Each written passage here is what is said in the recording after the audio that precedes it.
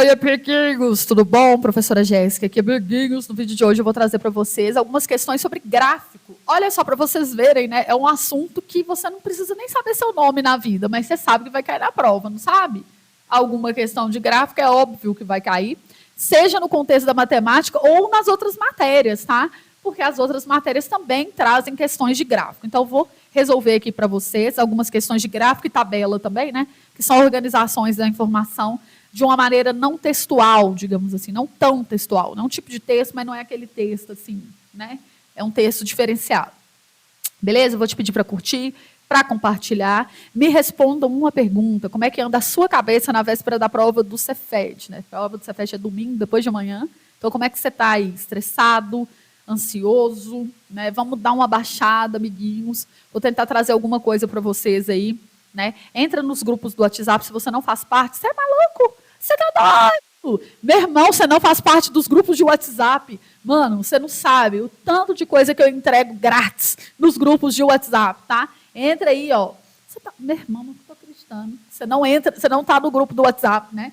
Porque eu vou tentar fazer alguma coisa com vocês aí no final de semana para dar uma baixada na adrenalina, tá? Então entra aqui. Outra coisa que eu ia falar é o seguinte, ontem foi a nossa aula da revisão dos desesperados, tá? A aula foi gravada, se você quiser assistir, ainda dá tempo, é só você me chamar, tá? Fazer o Pix aqui para mim, tá? Vou deixar aqui na tela. E hoje vai ter continuação. Sim, eu fiz 2 aulas em 1. Eu sou dessas, tá, amiguinhos? Eu sou dessa. Eu não amarro mixaria, tá? Então, hoje a aula vai continuar. Eu vou fazer um pouco mais de aula às 19 horas. Então, se você quiser participar, é só chegar chegando. Voadora de 2 pés no Pix, me mandar no privado, que às 19 horas a gente vai fazer o restante da aula. Então, eu te mando na aula gravada, é só para quem está participando, tá? E aí, às 19 horas, outra aula. Beleza? Então, é isso. Let's bora com esse rolê aqui, rolê de gráfico. Né? Deixa aí a sua opinião sobre a ansiedade, etc. e tal, que você faz para amenizar a sua ansiedade, né? E não deixe de participar dos nossos grupos públicos, ok? Vamos lá, então.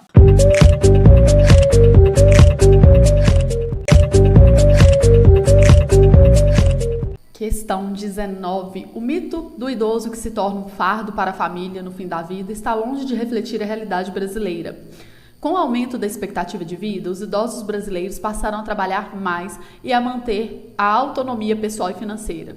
Desde os anos de 1990, o número de famílias chefiadas por maiores de 60 anos só cresce, como mostra o gráfico a seguir.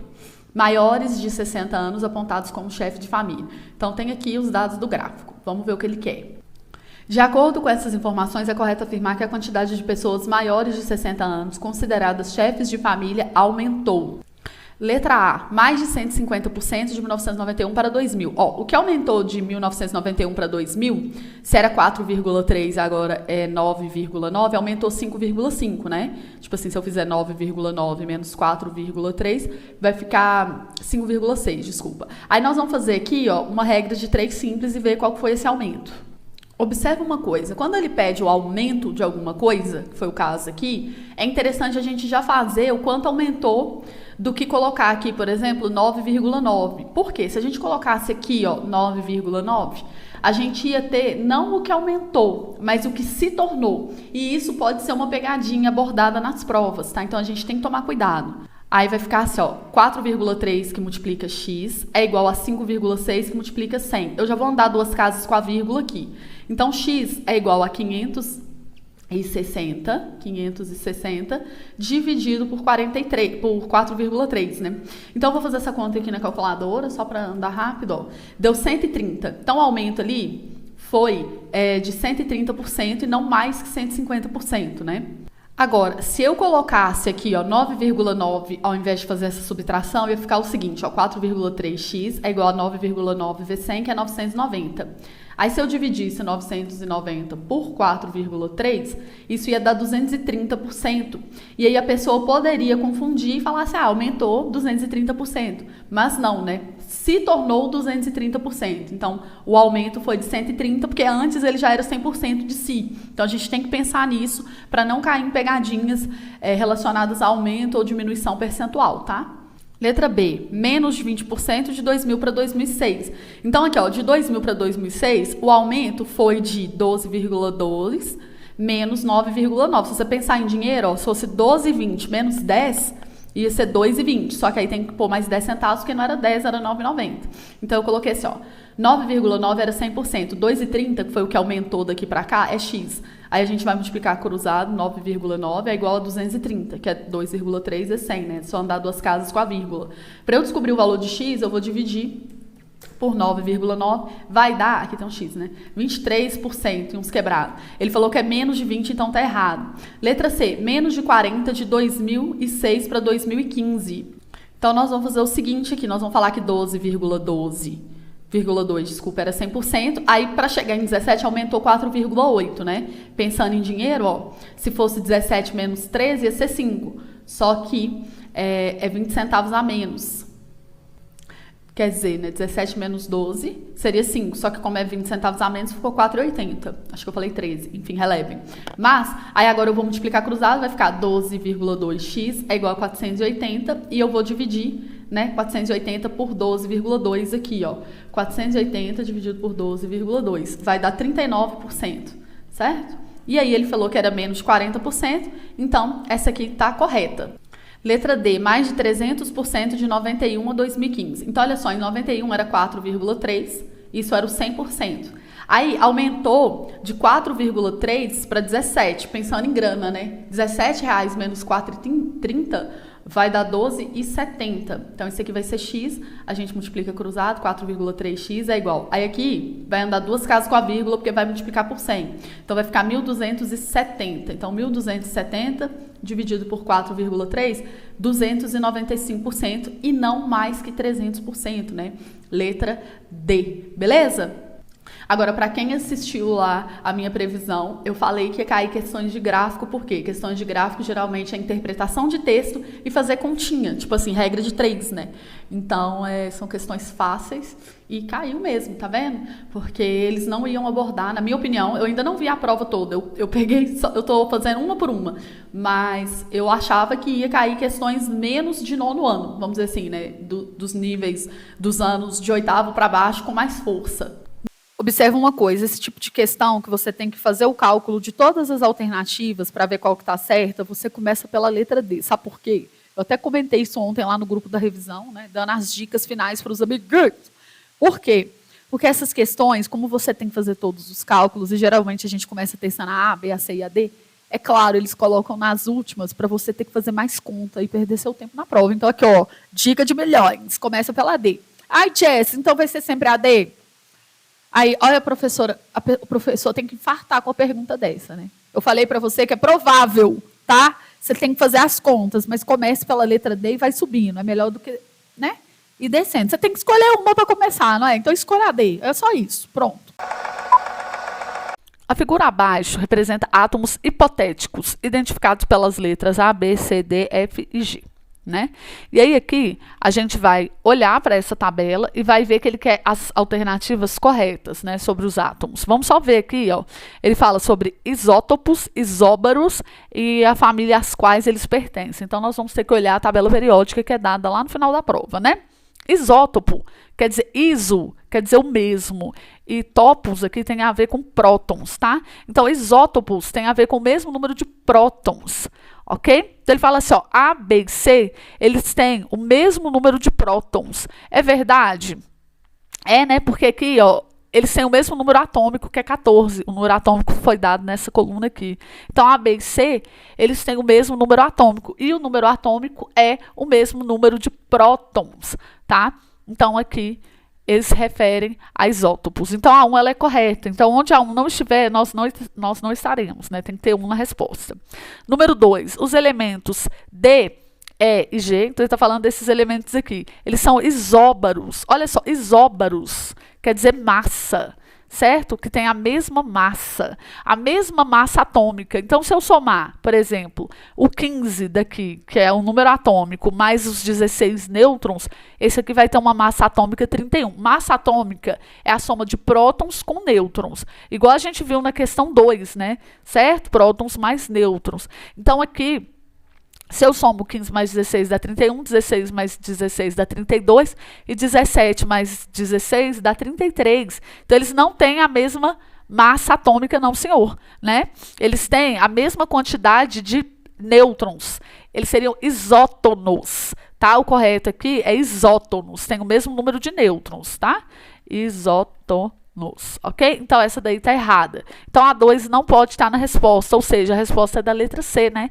1 e 3 apenas. Vamos ver aqui a última afirmativa. Os elementos A, D e F pertencem, respectivamente, às colunas 14, 15 e 16. A, D e F. Eles têm 14, 15 e 16 como número atômico. Então, se a gente pegar a tabela periódica, vamos dar uma olhada nela aqui. Os números atômicos são 14, 15 e 16. Então, eles são das famílias 14, 15 e 16, respectivamente. Está falando do silício, fósforo e enxofre. Ok? Então, a 3 é verdadeira, né? Como a gente já sabia aqui, ó, pela eliminação das outras. Então, a resposta correta é 1 e 3 apenas. O gráfico a seguir descreve a velocidade de um carro durante um trajeto retilíneo. Com relação ao movimento, pode-se afirmar que o carro, letra A, desacelera no intervalo entre 40 e 50 segundos. Verdade, né? Porque aqui, ó, no tempo de 40 de segundo, ele está tendo uma desaceleração, ele está diminuindo a velocidade. Então, já é a A, tá? A correta. Letra B, ele está parado entre 20 e 40. Não. Esse gráfico, preste muita atenção, ele é de velocidade versus tempo. Então, ele está com uma velocidade constante de 30 metros por segundo. Se aqui fosse de posição por tempo, né, space, S de space, por tempo, aí ele ia estar no mesmo espaço, ele ia estar parado. Por isso que eu falo que uma das principais coisas que a gente tem que ter quando a gente vai fazer esse tipo de exercício é olhar o eixo, do que está falando. Ele não está parado, ele está com velocidade constante. Aqui ele está em movimento retilíneo uniforme, tá? Ele inverte o movimento no intervalo de 40 até 50? Não, ele só desacelera. Ele inverteu o movimento se a velocidade ficasse negativa, tá? Porque a velocidade ela é um vetor, ela depende do referencial. Então, suponhamos que aqui é uma BR, tá? E para cá é o sentido que eu estou indo, certo? Então, o carro está indo para cá, isso aqui é uma velocidade positiva. A minha velocidade ela pode aumentar ou diminuir, mas eu estou indo para o mesmo sentido do movimento, tá? Agora, o que acontece? Quando eu considerar que a minha velocidade é negativa, o que isso significa fisicamente? Significa que eu estou voltando, tá? Então, eu estou indo para trás. É como se eu tivesse feito meia volta e ido para trás. Ou então pensar, eu estou de marcha ré e estou voltando. Isso é que significa velocidade negativa, não é o caso, tá? Letra D, ele move-se com velocidade constante de 0 até 20. Não. Ele não move com velocidade constante. A velocidade dele está aumentando. Mais uma vez, essa aqui é para você confundir com o gráfico de espaço, né, de deslocamento. Se fosse deslocamento, a velocidade seria constante. Ela ia estar, né, sendo constante aqui com o tempo, certo? Mas como o gráfico é de velocidade, a velocidade está aumentando, então ela não pode estar sendo constante. Concorda comigo? Ah, tá. Agora essas eu não cheguei a ler. Falta 2, então, para fechar a última prova que a gente está fazendo. O gráfico abaixo retrata a evolução dos grupos etários do Brasil no período de 2000 a 2050, com projeções baseadas na manutenção dos padrões de crescimento vegetativo vigente conforme a transição demográfica do país. Tá, vamos ler o que ele quer. Pela análise do gráfico, conclui-se que ocorrerá redução da razão de dependência, ampliação da taxa média de fecundidade. Ampliar a taxa de fecundidade. Mesmo se você olhar nada, você pensa, provavelmente não. Aumento do crescimento vegetativo e incremento na expectativa de vida dos brasileiros. Faz sentido. Quanto mais o tempo passa, maior é a expectativa de vida, né? Mas vamos ver no gráfico. Peraí. Essa aqui eu não lembro, eu não sei, porque eu não fiz ela. Então, vamos lá, tentar interpretar, né? Ó. Aqui a gente tem, deixa eu dar um zoom melhor. Ó, o gráfico abaixo representa a evolução dos grupos etários do Brasil de 2000 a 2050, com projeções baseadas na manutenção do padrão. Tá, então aqui é como se fosse assim, existe uma função, uma equação de reta ou equação de curva, e ele está mantendo essa equação nos próximos anos. Ok, então o que está acontecendo aqui? Nós vamos ter um aumento da população? Vamos, né? porque aqui está falando a população total está aumentando, ok? Até 70 anos, ó, o pessoal de 70 anos está aumentando. À medida que o tempo passa, está aumentando a galera de 70 anos. E assim sucessivamente. Já aqui, ó, o pessoal médio, esse médio aqui é quem? Até 45, é nós. Certo? Aqui, ó, tá mantendo fixo, mais ou menos. O pessoal de 30, mentira, eu tô nesse aqui. Aqui e vocês, ó, tá aqui, certo? Então, o que tá falando aqui? Um incremento, não é? Na expectativa de vida, não é?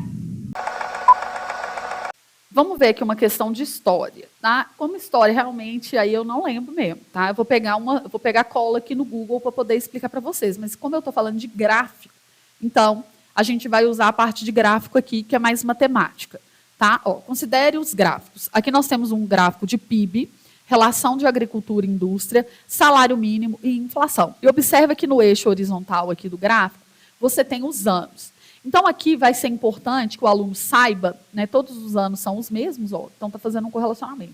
Você tinha que saber quais são os presidentes do Brasil nas épocas citadas. Então, olha só, na administração de JK, o declínio da produção agrícola levou a um aumento constante nos preços. Então, olha só, Juscelino Kubitschek, cadê ele? Ele está por aqui, em algum lugar, eu tinha acabado de ver. Juscelino Kubitschek foi de 56 até 61. Então, ele fala o seguinte, na época lá do Juscelino Kubitschek, que é mais ou menos esse trecho aqui do gráfico, ó, de 56, que eu falei, né, até 61, mais ou menos esse período aqui.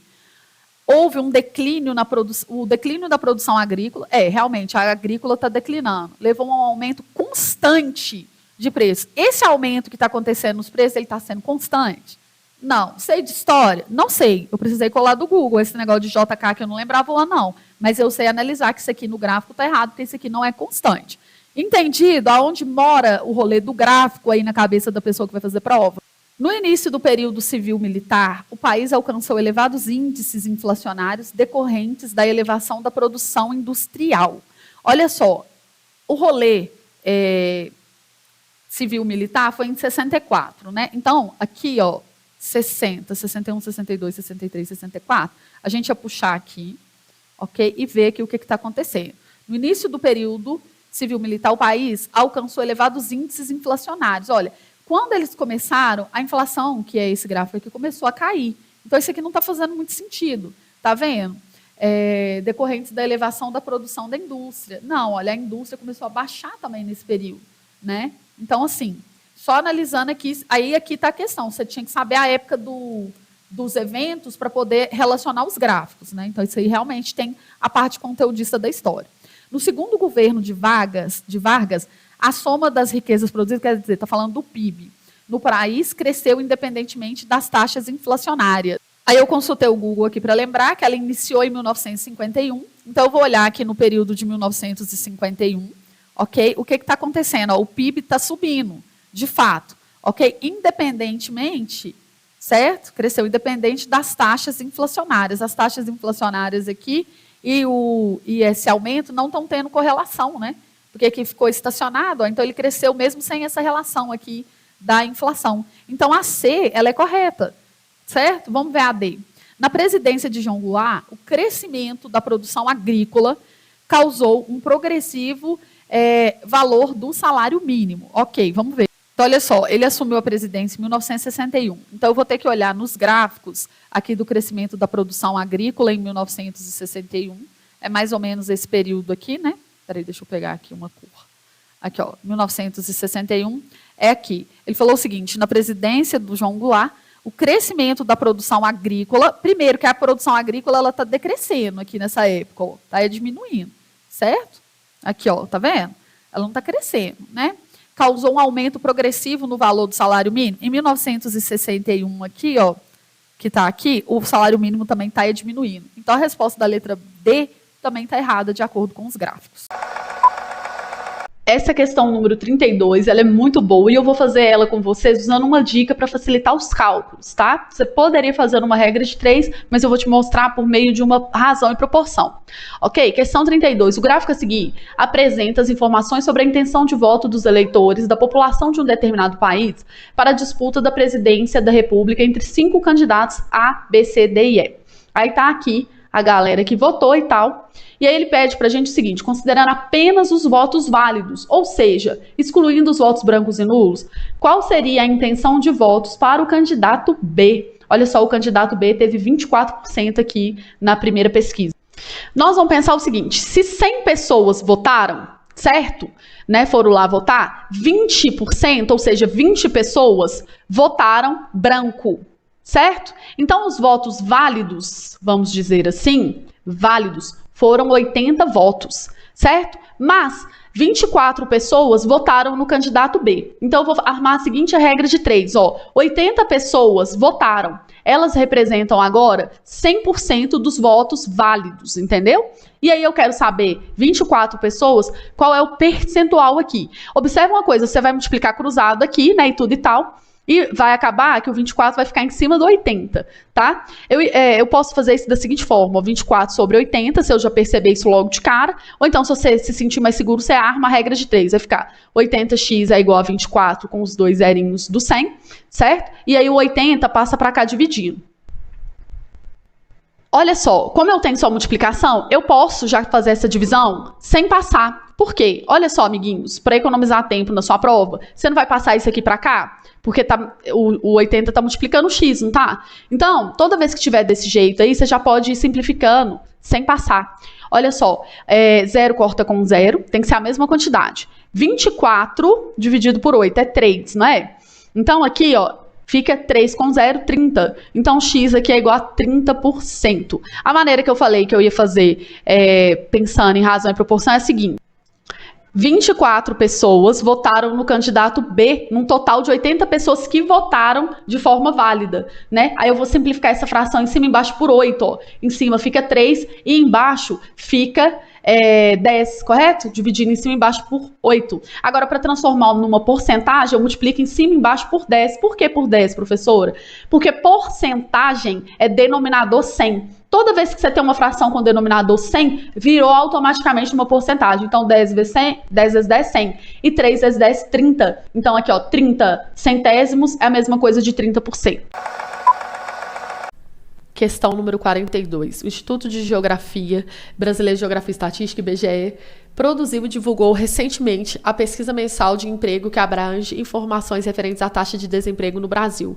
A pesquisa foi realizada em 6 regiões metropolitanas: BH, Porto Alegre, Recife, Rio de Janeiro, Salvador e São Paulo. Aí, com base nas informações do gráfico, é correto a gente afirmar aqui. Letra A.